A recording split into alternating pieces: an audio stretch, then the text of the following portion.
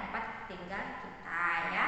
Nah, di sini berdasarkan jenisnya sumber daya alam terbagi menjadi dua, yaitu sumber daya alam hayati dan sumber daya alam non hayati. Nah, sumber daya alam hayati ini merupakan sumber daya yang berasal dari makhluk hidup ya. Misalnya kayak ini hewan dan tumbuhan. Contohnya, misal sumber daya alam hayati antara lain rumput laut, padi ya, sawit, kayu, jagung ya. Nah, sedangkan sumber daya alam non hayati ya, sumber daya yang berasal dari benda tak hidup ya, seperti bahan tambang, batu, tanah, contohnya seperti ini. Nah, sumber daya alam hayati antara lain misalkan emas ya, biji besi, batu bara, dan minyak bumi. Nah, ini untuk tugas kalian di rumah ya. Ini berkaitan tentang wawancara ya, mewawancarai ya. Nah, di sini ada beberapa pertanyaan ya, boleh kalian mewawancarai ya, entah itu orang tua kalian, entah itu kakak kalian di rumah atau nenek kakek kalian ya. Nah, sini ada beberapa pertanyaan ya, Nah, kalian boleh melakukan wawancara kecil ya, wawancara sederhana ya, di lingkungan di tempat tinggal kalian. Misalkan di rumah kalian terdiri dari ada nenek, ada kakek, misalkan ada yang pasti ada mama, ada papa ya. Nah, boleh kalian wawancarai ya. Pertanyaannya seperti ini, boleh kalian lihat di halaman 35. Yang pertama, apakah sumber daya alam yang paling menonjol di daerah tempat tinggalmu? Nah, kalian tulis tangan ya, buat nama yang kalian wawancara itu siapa ya, hari apa, tempatnya di mana ya, kalian buat di buku tematik kalian, tulis tangan ya. Lalu pertanyaannya bisa kalian lihat di buku halaman 35 ya, nomor 1 sampai nomor 5. Oke, lanjut ya ke pelajaran IPS, membuat peta sumber daya alam daerah sekitar. Apa itu peta? Peta itu adalah gambaran permukaan bumi yang ditampilkan pada suatu bidang datar dan skala yang berbeda. Pernah kan kalian melihat peta ya? Pasti pernah ya. Nah, di sini ada contoh peta. Ya. Nah, ada contoh peta hasil bumi dan laut di Indonesia. Di mana di sini ada Pulau Sumatera, Pulau Jawa, Kalimantan, Sulawesi, Nusa Tenggara, Maluku, Papua atau Irian Jaya. Nah, di peta-peta ini ya, di peta laut Indonesia, hasil bumi dan laut Indonesia itu ada simbol-simbol dan itu ada keterangan simbolnya. Nah, misalkan warna hijau ya, yang di atas kali warna hijau seperti kerang, itu namanya simbolnya mutiara ya. Kalau ini yang bawah mutiara itu, nah, gambar udang, itu simbolnya udang ya. Nah, cara membaca petanya bagaimana? Kalian lihat, misalkan di Pulau Jawa. Nah, di Pulau Jawa ini itu ada lambang udang. Nah, artinya di Pulau Jawa ini memiliki hasil bumi dan laut itu berupa udang ya. Coba kita beralih ke Sumatera, ada tidak udang ya? Hasil bumi dan laut berupa udang. Kita lihat nak gambar udang atau tidak ya? Ada juga ya di sini nah. Ya, di sini. Nah, begitu cara melihat peta dan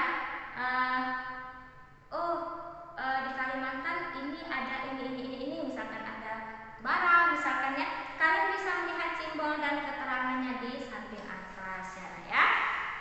Oke, selanjutnya ke pelajaran IPA ya, masih di pembelajaran 1, menjelaskan berbagai sumber energi dan perubahan bentuk energi. Nah, di sini ada diagram nah ya, ada diagram yaitu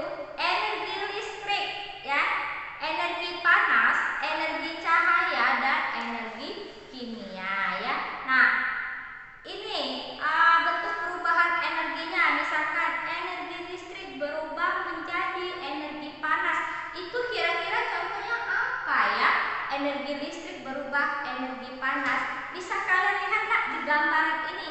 Ya, di gambaran benda-benda elektronik pada halaman 37 ya. Nah, kira-kira energi listrik berubah energi panas itu apa? Oh, gambar 9 ya. Kita menerka, coba gambar 9 ini namanya open. Open ini ya dari energi listrik berubah menjadi energi panas. Contohnya berarti open ya. Lalu energi listrik menjadi cahaya. Kira-kira ada tidak di gambar dari nomor 1 ke 10? Listrik ke cahaya. Pastinya dari listrik bisa menjadi terang cahaya.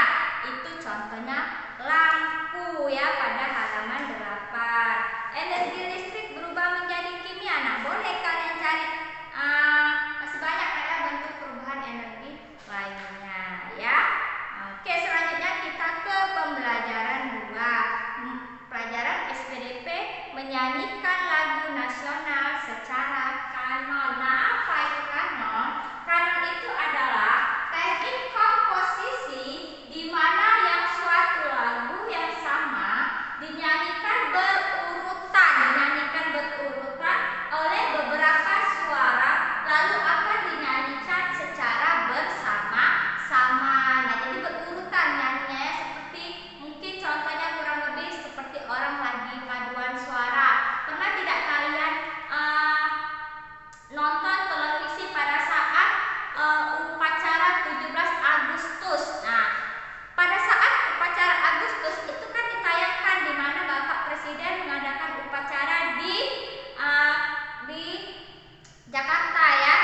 Nah, di situ ada orang yang sedang berupacara, pastinya ada nyanyian-nyanyian ya, ada nyanyian itu diiringi oleh paduan suaranya ya. Nah, seperti itulah kurang lebih dari contoh kanon tersebut. Nah, di sini ada lagu Indonesia Pusaka. Nah, Indonesia Pusaka ini bisa kita nyanyikan secara kanon. Nah, untuk bagaimana ya teacher menyanyikan lagu Indonesia Pusaka secara kanon? Nah, boleh kalian lihat YouTube atau lihat Google menyanyikan lagu Indonesia Pusaka itu secara kanon ya. Oke, selanjutnya ke pelajaran PKN ya. Mengidentifikasi pelaksanaan kewajiban dan hak sebagai warga masyarakat dalam kehidupan sehari-hari. Nah, di sini ada beberapa pengertian hak dan pengertian kewajiban. Teacher, kok banyak sekali ya pengertian dari hak? Iya nak, tapi intinya hak itu sesuatu yang kita dapatkan. Jadi yang mana teacher yang benarnya? Yang di atas atau yang di bawah? Pengertian benar semua ya, benar semua. Nah, cuma intinya hak itu sesuatu yang kita dapatkan, yang kita terima. Nah, sedangkan kewajiban itu yang harus kita lakukan, yang kita laksanakan ya. Contohnya misalkan hak kita sebagai warga negara Indonesia. Nah, mendapatkan perlindungan hukum itu hak kita. Nah, lalu di sini boleh kalian lihat di halaman 42 di mana banyak contoh dari hak sebagai warga negara dan kewajiban. Ini kan ada kan berhak mendapatkan perlindungan hukum, berhak untuk mengeluarkan pendapat, itu hak kita sebagai warga negara. Lalu berhak mendapatkan pekerjaan ya. Nah, dan kewajiban kita sebagai warga Indonesia yaitu berhak membayar pajak ya, lalu menghormati hak asasi manusia, itu kewajiban kita. Dan wajib membela negara itu merupakan kewajiban kita sebagai warga negara Indonesia ya. Untuk lebih lengkapnya boleh kalian baca sendiri di halaman 42 matematiknya ya. Oke, mungkin cukup sampai di sini dulu penjelasan teacher pada hari ini. Semoga apa yang